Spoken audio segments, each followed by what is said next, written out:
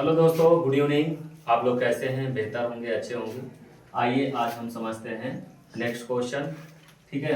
Question है संख्या 3 की पावर 99 माइनस 3 की पावर 50 के इकाई का अंक का इकाई स्थान का अंक होगा। तो चलिए समझते हैं। ये ऑप्शन है, इसमें से कौन सा होगा बात करते हैं।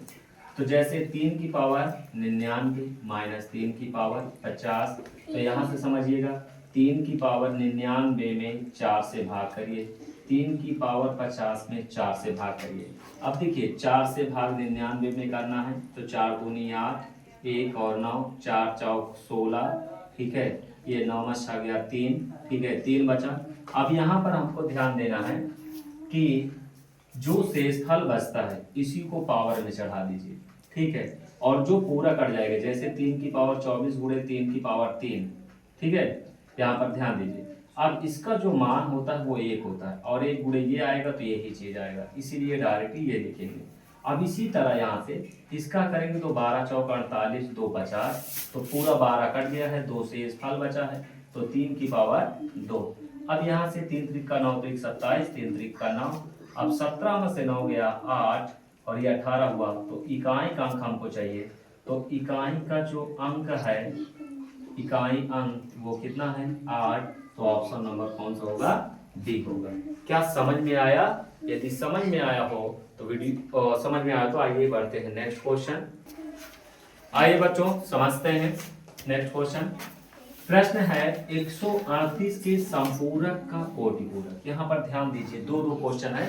एक पहली बात तो 138 का संपूरक निकालना है, जो उत्तर आएगा उसका फिर कोटिपूरक निकालना है।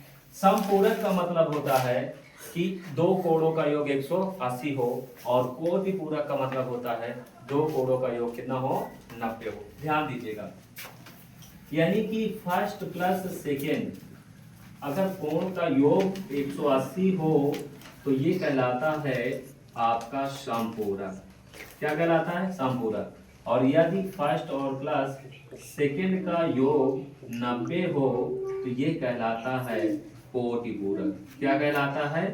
कोटिपूरक। ध्यान दीजिए, ये कोटिपूरक कहलाता है। क्या कहलाता है? कोटिपूरक कहलाता है। अब यहां से हम समझते हैं, ध्यान दीजिए।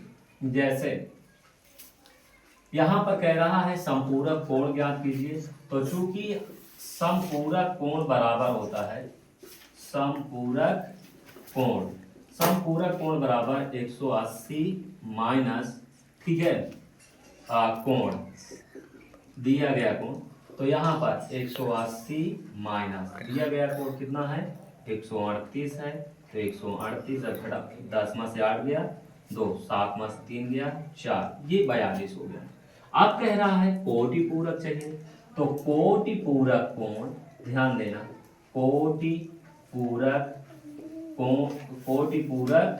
कोण बराबर, ध्यान दीजिए, कोटिपूरक कोण बराबर जो होता है वो होता है 90 माइनस कोण। ठीक है, अब देखिए 90 में से 42 घटा दीजिए, क्योंकि 42 का चाहिए, संपूरक कोण ये है, इसका चाहिए, इसको घटा दीजिए। 10 में से 2 गया 8, बचा कितना?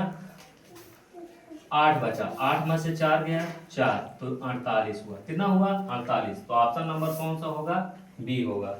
ठीक है, यदि वीडियो समझ में आया हो तो लाइक कीजिए और सब्सक्राइब कीजिए और ज़्यादा से ज़्यादा शेयर करिए। Thank you.